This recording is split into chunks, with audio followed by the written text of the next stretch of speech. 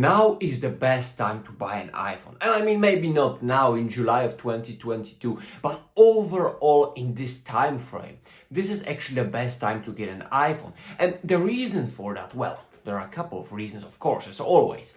But if we go back in time, maybe to 2011 when I got into tech as a kid, well, I'm still a kid, but it is what it is. Back in the day, iPhone was always premium, was always expensive, but it lacked so many features. Like, that was the problem with iPhone. The software was very limited and the overall experience, yes, was premium, was fantastic, but tons of limitations were imposed upon iPhones. There was no iCloud, no iMessage, no AirPods connection. It wasn't as easy as it is today, and well, today, actually, everything is different. Hence the reasoning behind the fact that now, overall, it's actually the best time to buy an iPhone. Any iPhone for that matter. Any iPhone that's supported, that's, still a good value, that you can still pick up and enjoy for yourself.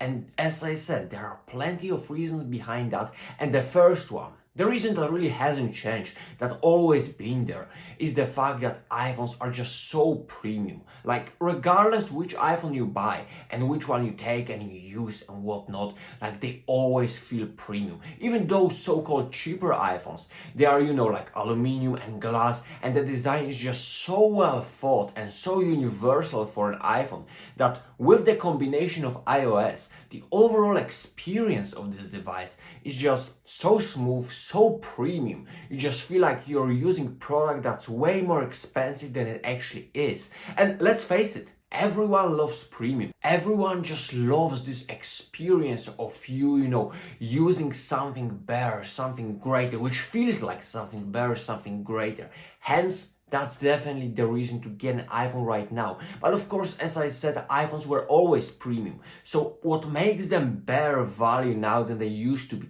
and actually what makes this time perfect time overall to buy iPhones, to get into Apple ecosystem, is just that Apple ecosystem, the way it's been developed, the way it's functioning right now. If you actually look at iOS, it doesn't have many limitations. Like, heck, back then people were complaining about many things for a good reason. But now, like, Apple is just constantly improving iOS. Like, they don't care about iPadOS, okay? But when it comes to iOS, they are really bringing you some top nice features that are no longer limitations on the iOS software. So like, the overall experience, the overall joy, the overall comfort of using iOS is just way better. It's way more convenient. It's like overall way better OS than it was even like 2 or 3 years ago.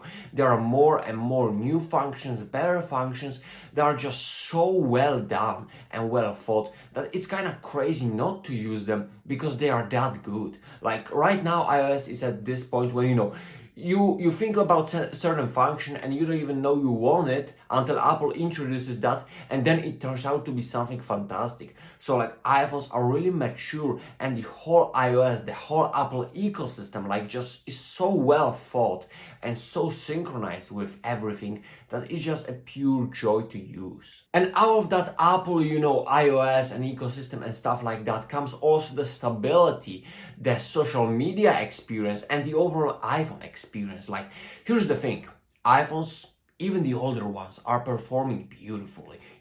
Everything is perfectly optimized. Even if the display is 60 Hz opposed to 120 Hz, it's still smooth, still responsive, still beautiful. Like, when it comes to the hardware and software combined, most of the newer iPhones just have that terrific experience of combination between hardware and software that together is so well put and thought of that it's kind of crazy how well it overall operates, giving you the stability, giving you the performance, the comfort, the fun to use, and like that seamless experience that iPhones are now known for. And for that seamless experience, that seamless experience consists of that beautiful, perfect performance, even if you are using an older iPhone, and the overall smoothness and stability of the system that iPhones have. On top of that, that system is being updated all the time. And you can see iPhone 10 from 2017 still running the latest software.